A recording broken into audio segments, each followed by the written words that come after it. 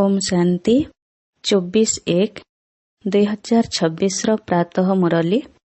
आज बाबा कहउचंती मिठे बच्चे, बाबा तुम मानंको जेउ पाठ पढ़ाउचंती ताकू बुद्धि रे रखी समस्तंको सेही पाठ पढ़ाइबाकू हेबो।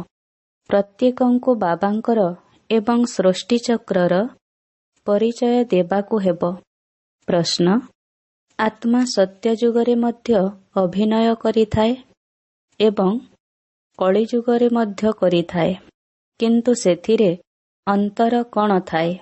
उत्तर, सत्य जुगरे जेतेबेले अभिनय करिथाए सेतेबेले कौनसी पाप कर्म होई न थाए। सेठारे प्रत्येक कर्म अकर्म होई जाए, कारण सेठारे रावण नाही। किंतु कली जुगरे जेतेबेले अभिनय करिथाए सेतेबेले प्रत्येक कर्म विकर्म अथवा पाप होई जाए, कारण एठारे विकार अछि।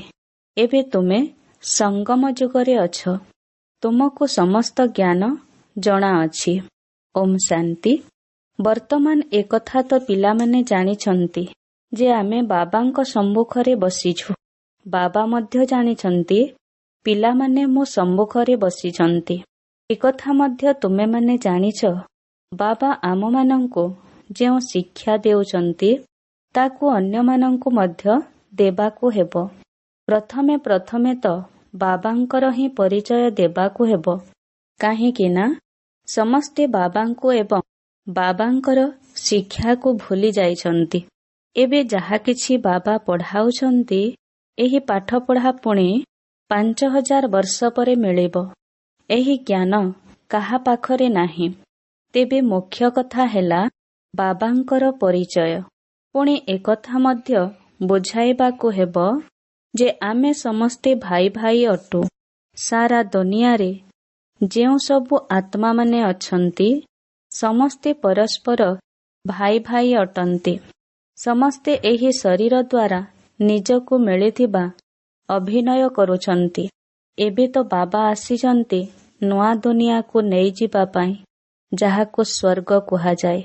किंतु एबे आमे समस्ते भाई माने पतित, केही जणे हेले पवित्र नुहंती। एकमात्र बाबा ही समस्त पतित मानंको पवित्र करिथांती। एहा पतित विकारी भ्रष्टाचारी रावणर दुनिया अटे। रावणर अर्थ ही हेउछि 5 विकार स्त्री भितरे 5 विकार पुरुष भितरे। बाबा बहुत साधारण भावरे बुझाउचंती।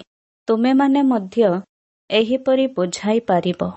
तेबे प्रथमे प्रथमे एकथा बुझाओ जे सिए हेउचंती आम समस्त आत्मांकर पिता। आमे समस्ते भाई भाई अट। सेमानंकु पचार एकथा ठीक तो? पुणी तांकु कुह एकथा नोट कर, आमे समस्ते भाई भाई अटु। आमर पिता मध्य जणे अटंती। आम समस्त आत्मांकर से हेउछंती परम आत्मा। तांको फादर बा पिता कुहा जाउछि। एही कथा को भल भावरे सेमानंक बुद्धि रे धारण कराओ। तेबे सर्वव्यापीर ज्ञान प्रथमरु ही बुद्धिरु बाहारी जीव। तांको अलप अर्थात ईश्वरंक विषय प्रथमे पढ़ाइबाकू हेबो। कुह एही कथा भल भावरे बसी लेख। आगरु सर्वव्यापी कहुतिली, एबे जानुछि जे ईश्वर सर्वव्यापी नुहंती। आमे समस्ते भाई भाई अटु। आत्मा माने कहिथांती गॉड फादर, परम पिता। प्रथमे समस्तंको एही निश्चय कराइबाकू हेबो जे आमे समस्ते आत्मा परमात्मा नहु ना। आम भितरे परमात्मा व्यापक अटंती। समस्तंक मध्यरे आत्मा व्यापक अटे। आत्मा शरीर आधार रे पाठ करिथाए। समस्तंको एही कथा उपरे निश्चय कराओ।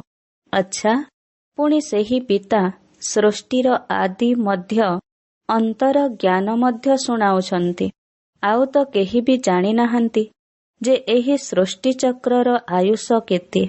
बाबा ही शिक्षक रूपरे बसी ज्ञान बुझाउछंती। ଏହା ତ ଲକ୍ଷ ଲକ୍ଷ ବର୍ଷ କଥା ନୁହେଁ। ଏହି ଚକ୍ର ଅନାଦି ଏବଂ ସଠିକ ଭାବେ ପୂର୍ବ ପ୍ରସ୍ତୁତ ଅଟେ। ଏହାକୁ ଜାଣିବାକୁ ପଡ଼ିବ। ସତ୍ୟଯୁଗ ତ୍ରେତାଯୁଗ ବିତି ଯାଇଛି ଏକଥା ଲେଖି ରଖ।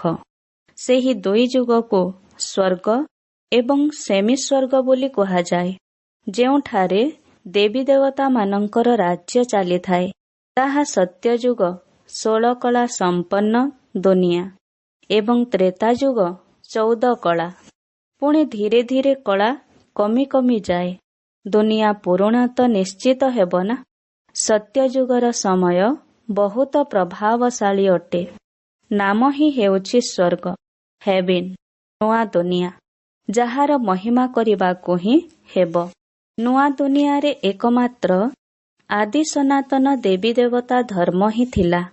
ପ୍ରଥମେ ବାବାଙ୍କର ପରିଚୟ, ତାପରେ ଚକ୍ରର ପରିଚୟ ଦିଆଯାଇଥାଏ। ଏହି କଥା ଉପରେ ନିଶ୍ଚୟ କରାଇବା ପାଇଁ ତୁମ ପାଖରେ ଚିତ୍ର ମଧ୍ୟ ଅଛି। ଏହି ସୃଷ୍ଟିର ଚକ୍ର ଘୂରି ଚାଲିଛି।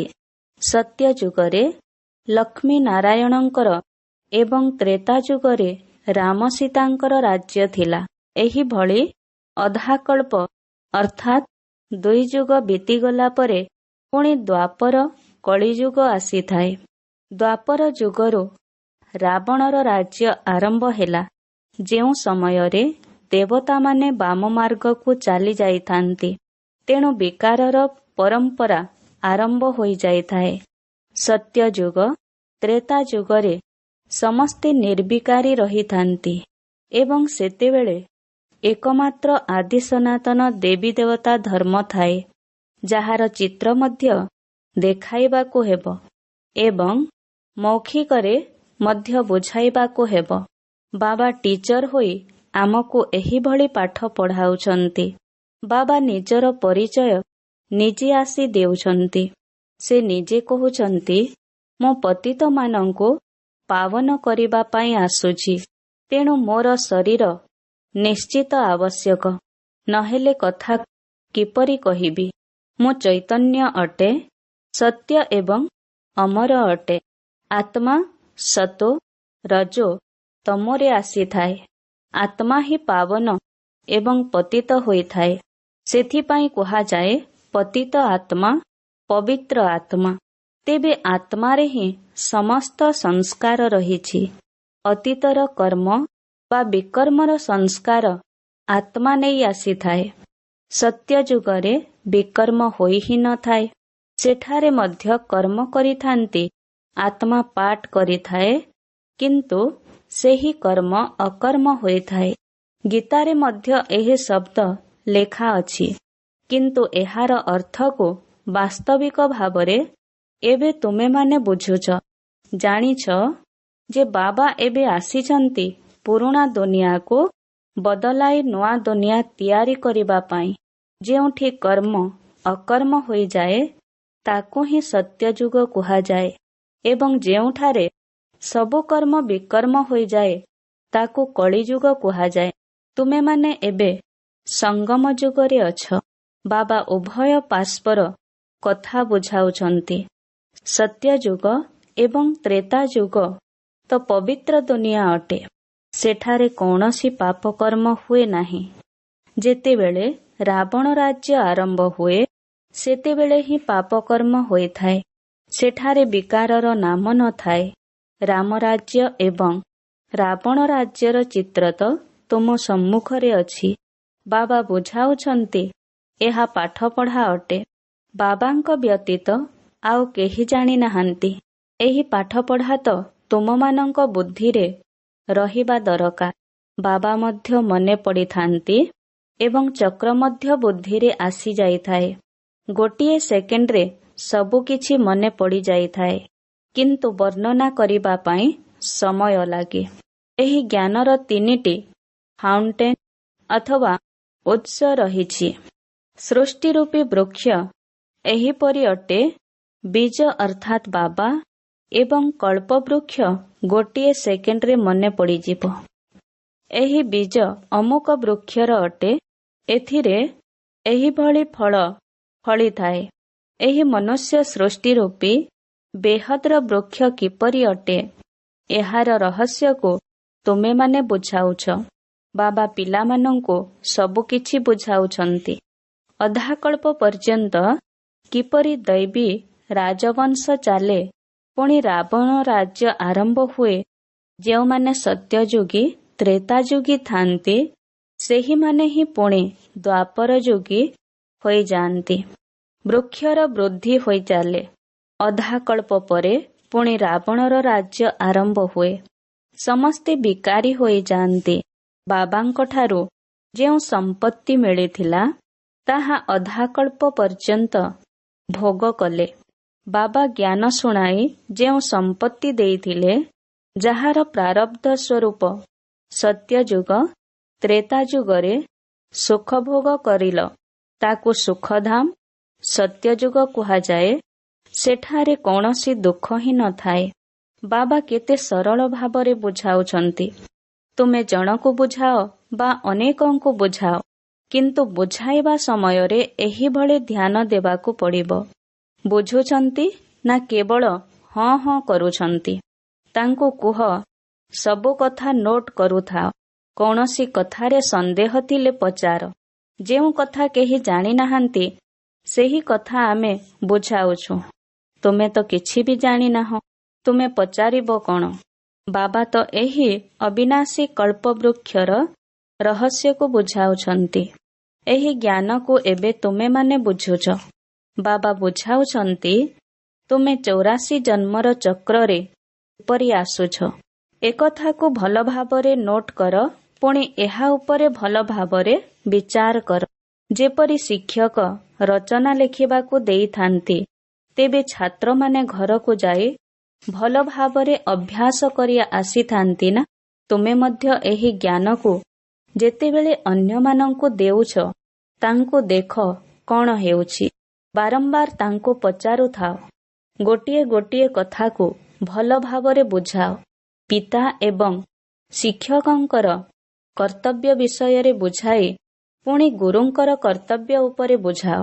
ତାଙ୍କୁ ଏଇଥିପାଇଁ ଡାକିଛନ୍ତି, ଆସି ଆମ ଭଳି ପତିତମାନଙ୍କୁ ପବିତ୍ର କର। ଆତ୍ମା ପବିତ୍ର ହେଲେ ହିଁ ପବିତ୍ର ଶରୀର ମିଳିଥାଏ। ଯେମିତି ସୁନା ସେମିତି ଗହଣା ହୋଇଥାଏ। ଯଦି 24 କ୍ୟାରେଟର ସୁନା ଖାଦ ନ ମିଶାଇ ଗହଣା ତିଆରି କରିବ, ତେବେ ତାହା ସତୋପ୍ରଧାନ ହେବ। ଖାଦ ମିଶିବା କାରଣରୁ ତମୋପ୍ରଧାନ ହୋଇଯାଇଛି। ପ୍ରଥମେ ପ୍ରଥମେ ଭାରତ 24 କ୍ୟାରେଟ ପକ୍କା ସୁନାର ଚଢ଼େଇ ଥିଲା, ଅର୍ଥାତ୍ ସତୋପ୍ରଧାନ ନୂଆ ଦୁନିଆ ଥିଲା, ଯାହାକି ଏବେ ତମୋପ୍ରଧାନ ହୋଇଯାଇଛି। ଏହି କଥା ବାବା ହିଁ ବୁଝାଉଛନ୍ତି। ଅନ୍ୟ କୌଣସି ମନୁଷ୍ୟ ଗୁରୁମାନେ ଏକଥା ଜାଣିନାହାନ୍ତି। ସମସ୍ତେ ତାଙ୍କୁ ଡାକୁଛନ୍ତି, ଏଠାକୁ ଆସି ଆମକୁ ପବିତ୍ର କର। ତେବେ ତାହା ତ ଗୁରୁଙ୍କର କର୍ତ୍ତବ୍ୟ। ବାନପ୍ରସ୍ଥ ଅବସ୍ଥାରେ ଗୁରୁ କରିଥାନ୍ତି। ବାଣୀର ଊର୍ଦ୍ଧ୍ୱ ସ୍ଥାନ ତ ନିରାକାରୀ ଦୁନିଆ ଅଟେ, ଯେଉଁଠାରେ ଆତ୍ମାମାନେ ରହିଥାନ୍ତି। ଏହା ହେଲା ସାକାରୀ ଦୁନିଆ। ଉଭୟଙ୍କର ଏହା ମିଳନ ସ୍ଥଳ ଅଟେ। ସେଠାରେ ତ ଶରୀର ନାହିଁ, ତେଣୁ ସେଠାରେ କୌଣସି କର୍ମ ହୁଏ ନାହିଁ। ବାବାଙ୍କ ପାଖରେ ତ ସମ୍ପୂର୍ଣ୍ଣ ଜ୍ଞାନ ଅଛି। ରାମା ପ୍ଲାନ୍ ଅନୁସାରେ ତାଙ୍କୁ ନଲେଜଫୁଲ୍ ଅର୍ଥାତ୍ ଜ୍ଞାନର ଭଣ୍ଡାର କୁହାଯାଏ। ସେ ଚୈତନ୍ୟ ସତ୍ ଚିତ୍ ଆନନ୍ଦ ସ୍ୱରୂପ, ତେଣୁ ତାଙ୍କୁ ଜ୍ଞାନର ସାଗର କୁହାଯାଉଛି। ଡାକୁଛନ୍ତି ମଧ୍ୟ, ହେ ପତିତ ପାବନ ଜ୍ଞାନର ସାଗର ଶିବ ବାବା। ତାଙ୍କର ନାମ ସର୍ବଦା ଶିବ ହିଁ ଅଟେ।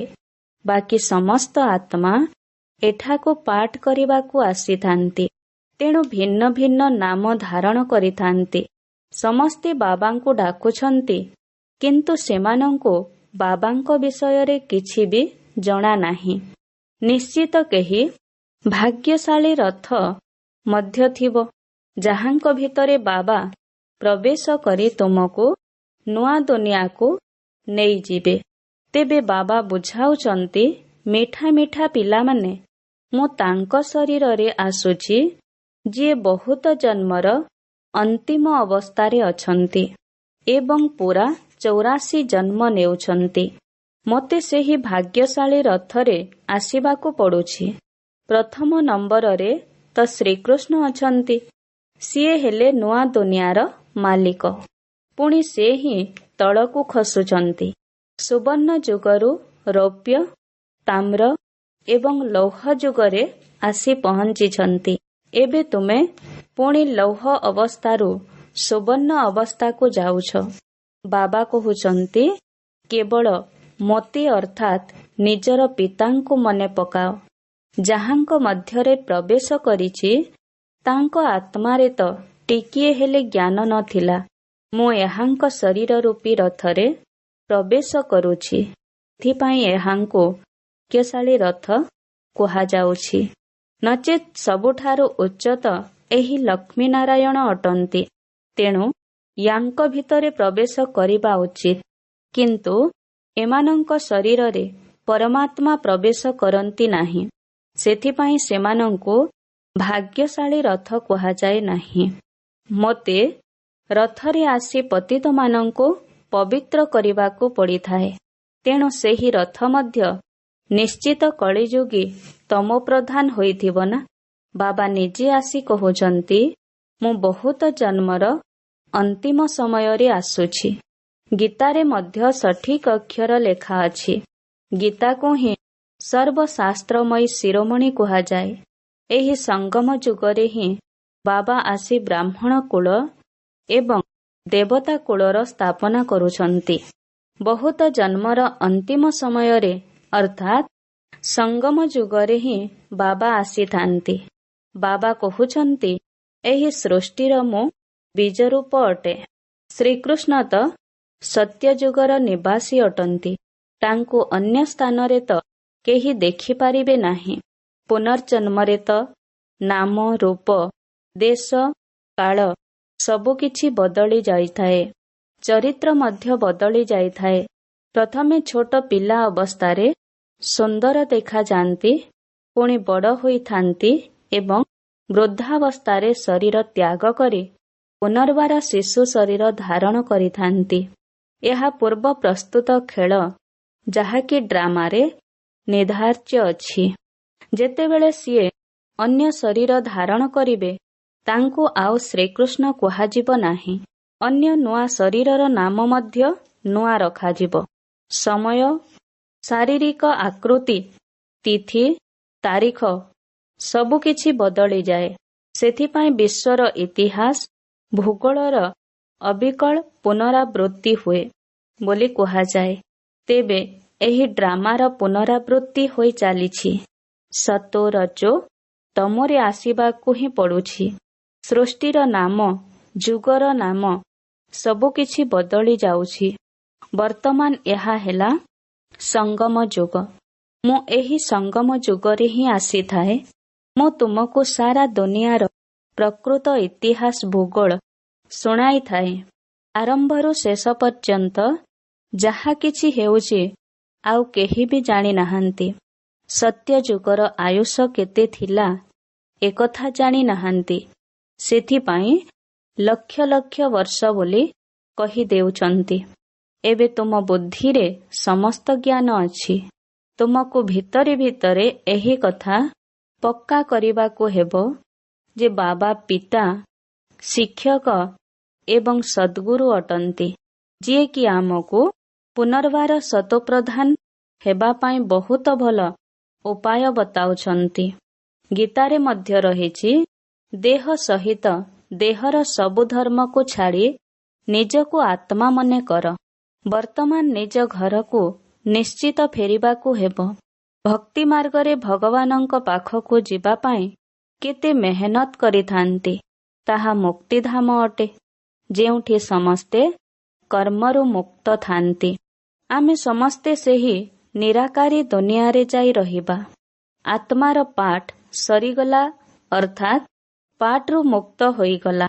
ସମସ୍ତେ ଚାହୁଁଛନ୍ତି ଆମକୁ ମୁକ୍ତି ମିଳୁ, କିନ୍ତୁ ମୋକ୍ଷ ତ କାହାକୁ ମିଳିପାରିବ ନାହିଁ। ଏହି ଡ୍ରାମା ଅନାଦି ଅବିନାଶୀ ଅଟେ।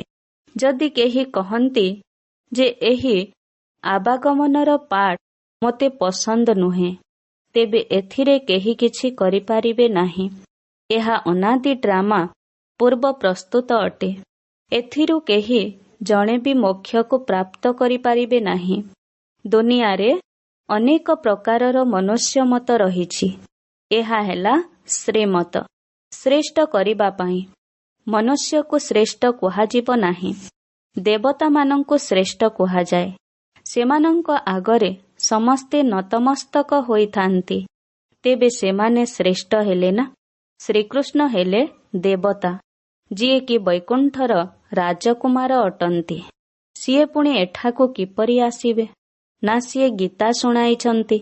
ଶିବଙ୍କ ପାଖକୁ ଯାଇ କହିଥାନ୍ତି, ଆମକୁ ମୁକ୍ତି ଦିଅ। ସିଏ ତ କେବେ ବି ଜୀବନ ମୁକ୍ତ ବା ଜୀବନ ବନ୍ଧନରେ ଆସନ୍ତି ହିଁ ନାହିଁ। ସେଥିପାଇଁ ତାଙ୍କୁ ଡାକୁଛନ୍ତି ମୁକ୍ତି ଦିଅ। ଜୀବନ ମୁକ୍ତି ମଧ୍ୟ ସିଏ ଦେଇଥାନ୍ତି। ଆଚ୍ଛା, ମିଠା ମିଠା ଶିକିଲଧେ ସନ୍ତାନମାନଙ୍କ ପ୍ରତି ମାତା ପିତା ବାପ ଦାଦାଙ୍କର ମଧୁର ସ୍ନେହ ସମ୍ପନ୍ନ ଶୁଭେଚ୍ଛା ଏବଂ ସୁପ୍ରଭାତ। ଆତ୍ମିକ ପିତାଙ୍କର ଆତ୍ମିକ ସନ୍ତାନମାନଙ୍କୁ ନମସ୍ତେ। ଆତ୍ମିକ ସନ୍ତାନମାନଙ୍କର ଆତ୍ମିକ ମାତ ପିତା ବାପ ଦାଦାଙ୍କୁ ନମସ୍ତେ, ନମସ୍ତେ, ନମସ୍ତେ, ସୁପ୍ରଭାତ। ଧାରଣା ପାଇଁ ମୁଖ୍ୟ ସାରାଂଶ। 1 ନମ୍ବର, ଆମେ ସମସ୍ତେ ଆତ୍ମା ରୂପରେ ଭାଇ ଭାଇ ଅଟୁ। ଏହି ପାଠକୁ ପକ୍କା କରିବାକୁ ହେବ ଏବଂ କରାଇବାକୁ ମଧ୍ୟ ହେବ। ନିଜର ସଂସ୍କାରକୁ ଯୋଗବଳ ଦ୍ୱାରା ସମ୍ପୂର୍ଣ୍ଣ ପବିତ୍ର କରିବାକୁ ହେବ।